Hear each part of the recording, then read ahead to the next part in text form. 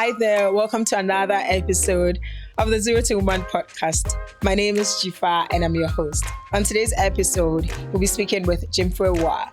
She is a health, safety and environment advisor in the upstream oil and gas industry of Ghana.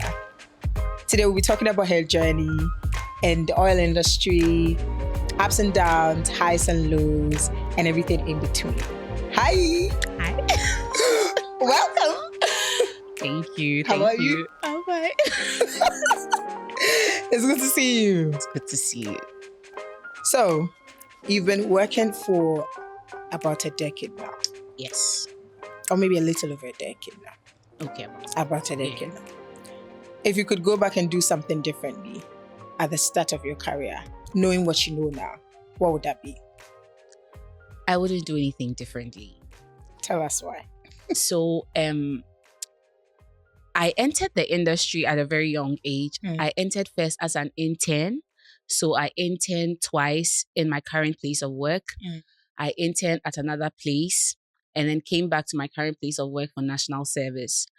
And knowing what I know or being exposed to what I had been exposed to as an intern, when I had the opportunity to do what I had to do, I took every single chance that I got. I didn't slack on any opportunity. I didn't second guess myself. I don't think there's ever been a point in my career where I have been unsure or I have done the work haphazardly or like in a way that I wish I could have done differently. Every time I got the chance, I knew that like, this is it. I have to do it so that the person behind me gets the chance also. So at every point in time, I have taken every opportunity I've been presented with. I have done it in a way that, I'm sitting back here and I think there is no other way I would have done it. I did it just the way I had to. Yeah. I love the energy. That starts in full force. Did you always want to be an engineer? No. Because we are friends and you know me. I like to talk. I love talking. And I think when I was in like primary school or something like that, we had TV3 coming over and I was like a newscaster, something. So I always thought I would be like a newscaster. And then I wasn't. I couldn't be. But when I got into my current place of work, I did environmental science as my first degree. But when I got to work, I was assigned to the engineering department. There, like, I saw like people do diverse things. I saw people do interesting things, like things that triggered my interest. And so like it ignited something in me to want to do something more than I have been used to. So I took up the challenge. And going to do my master's in process safety engineering, it didn't come at once because you needed a certain background, which I didn't have. So I had to work to make up for the degree I didn't have. I needed a number of years of work experience to be able to do it. And I did. And when the time came, I got the admission to do what I'm doing now. Yes. That's interesting. So from a newscaster to an engineer. Saving the world. That's what we do. Is there the slightest chance that you would try to pursue that newscaster do? Not at all. Bye. So your work is like you're an engineer and you work in oil and gas. It's very much male dominated. Are you usually like the only woman? Are you usually like among the few women? How has that changed over time? Like when you started and now? Yeah. Are people making or are like these industries making more room for women? So I remember the first time I had to go offshore. My supervisor at the time was trying to make arrangements for my bed space, like for where I would sleep. Because when you're a woman going offshore, they have to like put things in place, like where you sleep, how you're going to be accommodated. So the first time I had to go offshore, I remember my boss making a number of calls, and even the time I had to go was changed because of bed space. And I remember thinking like, it's 2014. Like, should we be doing this? I remember thinking like, they should have space for me, blah, blah, blah, everything like that. And 2019, I met a woman And she said the first time she had to go offshore in Africa, she needed permission from the Minister of Energy. So then it made me realize that, that one phone call to get me bed space, it was nothing compared to what she had to go through. I've been on a flight to work where the pilot says that, welcome on board, lady and gentlemen. And then I look in the plane and I'm the only female. I've been in a room where I think at the time I was 25 and the youngest person after me was 45. So at least 20 years age difference. There are so many times I've been the only female, the youngest female, the only Black. I think that has been the journey, and that has motivated my journey, because every time you get up an opportunity to step into a room, you're representing more than just yourself. And you need to make room for the next person that comes after you. I've seen that over time, we try, and the industry has evolved. You have more women taking up space and coming on board. And now, you have fewer excuses when you have to get something done. But it doesn't change the fact that there's still, more room for improvement. And also, as, a woman, being aware of the industry that I'm in, I think that there are times where you make compromises and decisions that should allow you to do the work that you've been employed to do. Yep. I've shared a room with a male before. We just were on opposite shifts. So I think I worked the night shift and he worked the day shift. And that was a situation. To be able to get me to do my job, I had to share the room. And if it was the other way around, two men would share the room easily. Yeah. And since I'm there to do the job, it's the job. So it can't be you can't be asking for extra things to get the job done. This is the job. This is what you signed up for. And in situations where they're able to make exceptions, they're able to do it. But when the situation requires that you are present to get the job done, then you show up to get the job done. Yeah. It's interesting. It's interesting because I would think that they should always make sure that, a woman is catered for, especially when they know that a woman is coming offshore. You see, the industry that we are in is high risk, high returns. And almost everybody that is, when I say offshore, you are on a ship, basically. You have an allocated set of rooms numbers, because it's not like you are on land. Yeah. You have designated number of emergency rescue equipment. Everything is detailed. So once you get the opportunity to be there, you are very needed. For you to be there, you must be needed. And for you to be there, you should be there to get something done. Yeah. And through all your training into that position, we have something we call BOSIET. It's a training you do to get you ready to be there, to be offshore.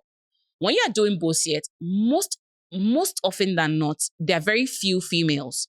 And it requires a lot of uncomfortable body contact, which some people would consider inappropriate, but it's a survival skill. You need to attain it. So you do this mostly with the opposite sex. So in going offshore to work, it's the preparation to that very moment has been done in that setting, where you are very much aware that I'm in a place where I am most likely the only female. And because the area is so far from everywhere, everyone is work focused, high risk, high returns. People are doing jobs that are literally putting their lives on the line. So in that moment, sort of being a female is secondary to the reason why you are there. You being there is you being able to do the job is why you are there. So, I think it's one of the things you sign up for knowingly, and then you make up your mind to get done. Yeah. I respect it. Yeah. Makes sense. When you were speaking earlier, you said that, women have to show up, right? You had mentioned that in passing. In what ways do you think that younger professionals can show up? Because one, they're new, they do not have the experience, they're trying to learn, just so many factors. How can they show up? I think one of the ways is what I just finished talking about. There are so many things you would consider inconveniences in the industry that we work in. When you're offshore, a normal hitch is 28 days. And if you are to work back to back every year, you work 6 months away. 6 months away from, I'm sitting here, I'm all made up with my hair and everything. If I were to be working, I can't even do all of this. You are literally missing birthdays, occasions of people you love, like so many other things to improve yourself to be in a certain way. And that's a sacrifice that you need to make for yourself to be able to get to where you need to be. And as people come up, I think that there is an illusion like that it doesn't come at a price, but it does come at a price. You have to pay that price. It does come at a price. And if you've watched Scandal, Olivia Pope's dad says that you have to show up twice as much as they do and work twice as hard to get half the results that they do. Yep. Like I mentioned earlier, at every point in time that I walked into a room, I never really thought like about myself. I always say like the two things I love about myself is being female and my name. Because usually when I mention my name, you say pardon and I have to repeat it. But when you enter a space, you just should know that you have to do so much more. I've worked on weekends. I've worked like shifts and come home at 12 midnight. I've missed, there are so many things that you commit yourself to, that you knowingly commit yourself to. I've taken a hitch, knowingly taking a hitch while being pregnant, just because I needed to get it done. I needed the experience. The project was coming to an end. I wanted that experience. Yeah, it's showing up in very uncomfortable situations and conditions that under normal circumstances you wouldn't show up under. But to get to where you need to get to, you have to do certain things that are unconventional and are even uncomfortable for you to do. And that's just it. Like growing your mind, your body, your experiences to a level that allows you to walk into any and every room comfortably. That requires a level of like self-discipline and denying yourself of certain pleasures to get to. Yeah. Yeah. Self-discipline and denying yourself of certain pleasures. Yeah. What do you think that ownership of your career looks like? Not for you, but for the younger you, right? And people coming behind you. What does ownership of career progress, career success, what does that look like? Firstly, I think is channeling who you are into your workspace. I remember that there's been instances like in my place of work, you can be seconded to a different company to work and gain experience. So, there's been a time where I've worked for 2 different companies at 2 different times. And one place, the person I was working for thought that I had too many opinions. And like I voiced my opinions too easily. And I was appraised in another corporation. And then my supervisor said, I don't talk enough. Like she said, you don't talk enough. Like when I need you to talk, you don't talk enough. So who you are, like channeling who you are into your work is very important. It's what identifies you, and it's what translates into when there's something comes up, like they know that, okay, this person can speak, this person can get the job. That is what's going to identify you. If you feel like you have to succumb to a status quo to fit in, then you will not even make it in the first place. So then embracing who you are and carrying it into your work, that's one. And 2 is understanding the challenges or the demands of your work. And if you are like a person, a woman that seeks to like get married or find a partner, then you find a partner that reasons along your line of thought. Because to ensure long-term success, it requires you to make certain sacrifices that require somebody else to show up and support you. So owning who you are, identifying a good support system for yourself. And if you're going to get married, that should be a partner, someone that understands your journey.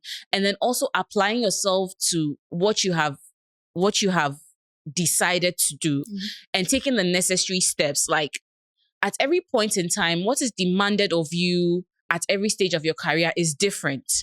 Every point in time, what is demanded of you at every stage of your career is different. So recognizing the seasons and changing to fit in is very, very important. And if you are used to a certain way of doing things, that can be your disposition forever. You should be open to change, open to learning new things. I mean, when I joined the industry, net zero green energy, it wasn't something that we talk about at all. But now it's literally everything we talk about, getting it done the right way, the way that preserves the environment. And you have to come along. So for me, like, success in 2014 was maybe spending 6 months offshore. For now, it's not the same. And being dynamic and open-minded about it is what would carry you through every stage. I mean, sometimes you may have a static mind, a static idea of how I want to be in the next 10 years. But COVID happened and we never thought remote work would be possible. So identifying your seasons, fitting into it, and then carrying your personality along is very, very important. And it's what you should aim for. Yeah. Love it. Yeah. On mentorship, how has having a mentor shaped your career and your life? No, it's been everything. No, it's really been everything. When I first entered the industry, like, you need people who know what they have, like, what's been done before. Institutional knowledge is so important for career progression. People who know what has been done, how it has been done, and how you can get it done is very, very important. Like, to guide my career, I've had Nee, and he even like pitched me to this idea of process safety. He taught me which roles, what tasks to do to get me to apply, to be able to get the job done. Everything, every step of the way, I've had him there to guide me. You can't do this, you can pick this, you can't do that, you can do that, that kind of thing. And as a woman, I've had like people that just know how you should respond to certain things. Like, I think I had a meeting once, and then before they introduced me, the guy that introduced me said that, "Oh, let's welcome our beautiful engineer." And then after the meeting, one of my mentors, Nana Denshi, she said that, like, these people always want to drum that you're a woman thing, because why would you just say a beautiful? Exactly. At that time, it wasn't something that I was conscious of, but she drew my attention to it. Or even the way that I will laugh at certain jokes at work. And then she would make you understand that, like, it's fine if this joke was shared between men, but once you are in the picture, you are endorsing a certain kind of behavior and a certain kind of work ethic that would be applied to you later. That doesn't foster professionalism. So you have, like, I've had Otima, Nana guide me in that path, and I've just had Nee just teach me, oh, you do this, you don't do that, you do this, you don't do that, you take this role, you can neglect this, you can pick this, and then it helps. Like, it literally puts you on the right path. I cannot overstate it enough. It's just too important. Yeah. How did you go about getting these mentors? I think that you attract the energy that you give out. Like, there are people that would probably that have approached me to mentor them, and I would consider it a waste of time, because the seriousness to which I'm attaching to what you are asking, you are not giving the same energy, and I personally consider it a waste of time. So based on what you say you are and how you act, it puts you in the right environment to attract a certain group of people to you. One.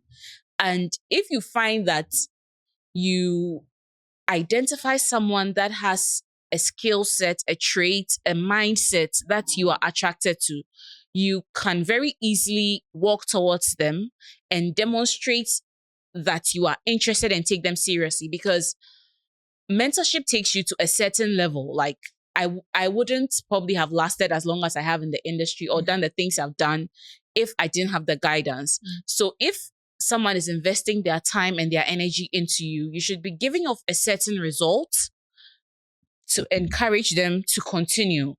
But if you take it as, this is something I need interim, or this is something that I can just cultivate a friendship around, you need a friend, you don't need a mentor. You just need someone you can chat with, or someone that can tell you, oh, it's okay when it's not okay. But if you are committed to getting results, then you should be committed to taking the person that is mentoring you very seriously. You should demonstrate that they're not wasting their time, and you should be willing to ask. Yeah. So I got in and say, I want to be an HSE advisor. Do you think that's a good approach, or? I think it's a good approach. I think it's a good start, but it takes more than words. Unless you're looking for a friend.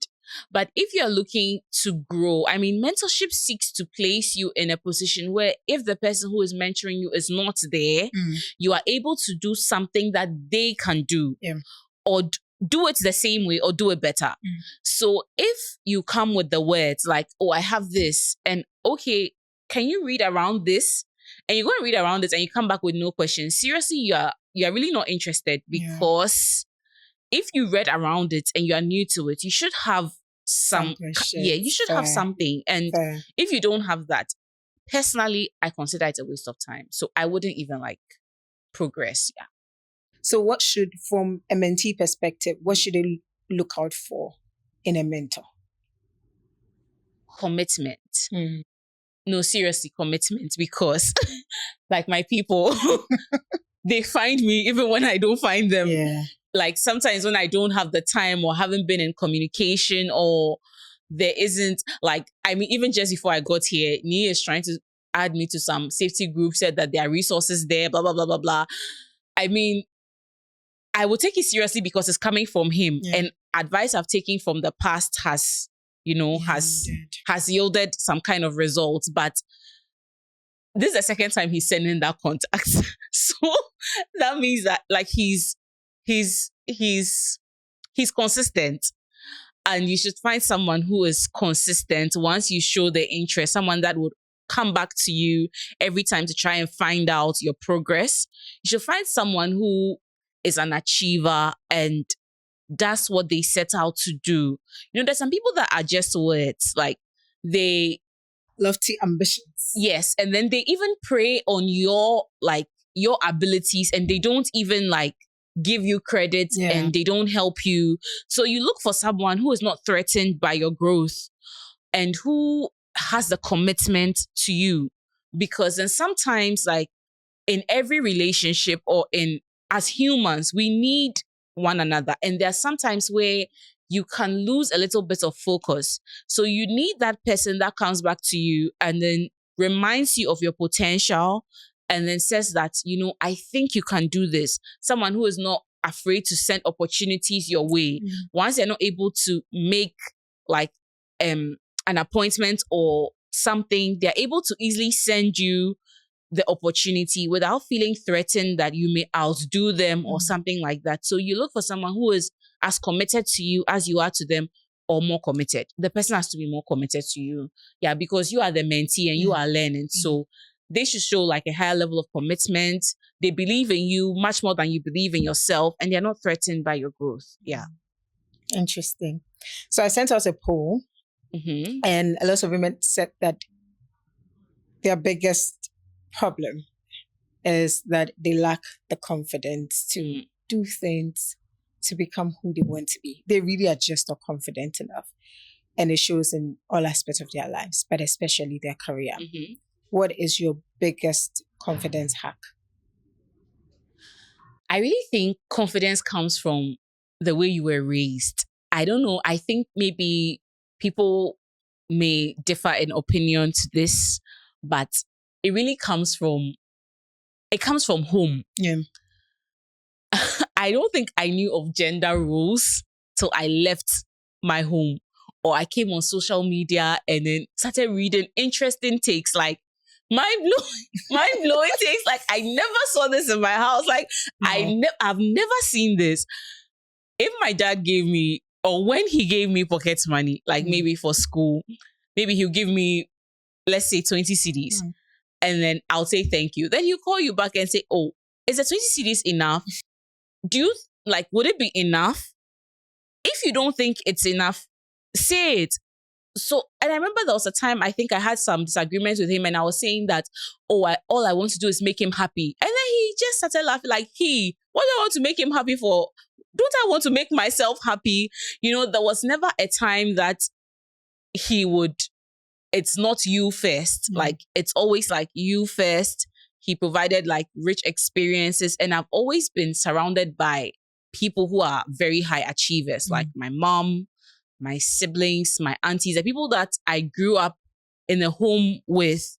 They exuded so much confidence, and they had amazing support. I remember, like, when I met my husband, I was telling him that my dad always told me that what attracted him to my mom is books. Yeah, I've said this so many, it's her humility towards her books. So I mean, at this point, I'm not sure what else matters if it's not like you getting into what you are meant or what you are supposed to be. Because in the environment that I grew up in, your purpose is not limited to like your sex. It's who God made you and what you are set out to be. And at every point in time, I was reminded of that by my parents, the environment I always found myself in. Someone always reminded you that you are set out to be so much more than you see. And that built confidence. If unfortunately, like, you grew up in an environment where you don't have that, honestly, the people doing it, they don't have two heads. My father would say, it's like, the people doing it, they don't have two heads. So it's about that. And my favorite Bible verse is, he calls for that which is not to be as though it is. So if you don't have it, you're calling forth confidence. You just speak it. Like, you call it forth. You say it till it happens, because it will happen. And that's just it. Because, like, people are, trying to do things to gain the approval of people, and the best people even fail. So if it's coming from your actions being perfect to gain confidence, then you are even set out on the wrong path. And you will feel like, as a person, you will definitely get something wrong. So if it's coming from there, then that's also a wrong mindset. But there's just one of you in this world, and nobody will do it better than you. Yeah. So you might just as well do it and believe that it will get done. I mean, that's just it. That's a good take. Yeah, that's it. Yeah. I mean, I think that, like you said, if it comes from the house, a lot of the time, a lot of the women who people think are confident, people see as confident, definitely comes from home. Because the thing is, your inner voice is the voice of your parents. Yes. So if your inner voice is bringing you down, or you do something and it's not, oh, sorry, don't do that, but it's, oh, why you this, that, then you're likely to be that. But like you also said, if you did not have that, you can build it. It's a skill. Like, it's a skill, it's a muscle. Yeah. Just build it until. And I mean, at one point in time, you may get it wrong, and that's perfectly fine. Yeah. I think that's one of the things that holds a lot of us back. And especially because, like, if you are in a workplace and it's a bit male dominated, you tend to think that maybe your opinions don't matter, or maybe, I just remembered an interesting experience. It's fine. You just, and there are certain things that happen that will take you down. Like, for example, I was in a meeting And I mean, for this meeting to even start, the people that came for the meeting waited for me because I was in another meeting. So I mean, I was considered crucial for the meeting to happen. And I remember coming into the meeting, like holding my water and everything. Like I was late, so I was apologizing. And there was a national service person who was a guy in the meeting. And the moment I sat down in my chair, one of the people that came for the meeting just did this. Go and bring me water. I said, "Oh, like you've not met me. We'll breathe air." So I'm like this, so I signaled the national service guy to go and bring the water, to go and bring the water. And then the man was confident enough to say, "Oh, yeah, Bema." I said, "Oh, this doesn't happen here." So the guy then went and then brought the water. I mean, if you're someone that this is someone I'd never met. The person was older than me. I mean, in our culture, you're supposed to, respect your elders and everything. But if you're someone that hasn't just built yourself to the point where I'm not here to get water. Yeah. It's something that can bring you down. But honestly, I'm not here to get water. And I feel like sometimes there can be a downside to it because I remember I've also been in a meeting, and then when I walked into the meeting, they said that take minutes. I said, I'm not the secretary. The minutes needed to be taken. So I mean, I could have taken the minutes and overlooked, but it just happens so much. Sometimes you just get a bit too defensive. So it's about striking the balance. Like I said, you won't always get it right. You get experiences that would bring you down. But once you know what you are there to do, you don't do anything else than what you are there to do. You don't serve water. That's not what you are there to do. Yeah. So if you are there to get the job, do the job you are there to do, not serve water and bring juice no, you don't do that. So time management. How do you approach the issue of managing your very tasking work, managing your family, and I'm not asking the whole, how do you balance? I know balance. It's not how do you balance? We don't balance anything here. Thank you. But how do you manage your time to get your work done and to give attention to the things that matter to you? I really cannot overestimate the importance of having support and having sensible support if you want the longevity in your career or in the success of what you're doing. There's so many things, like you said, and even in this generation, we usually have more distractions. Like I was saying about my H&M blazer. Yeah. So, I mean, there are so many other things that are constantly taking your time, your attention and everything. And I would like to say prioritize, but that's just the theory of it. It's understanding when your priorities change and what needs your attention the most. Yeah. It's just understanding it. And there isn't a time or season of your life that it's permanent. So many factors come into the different seasons of your life. Yeah. So once there's a change, you adjust to what the expectation of you is in the season and you deliver accordingly. And some areas may suffer, it's true, but you pick the areas. You don't look at the areas that will suffer. You pick what needs to be done in that moment.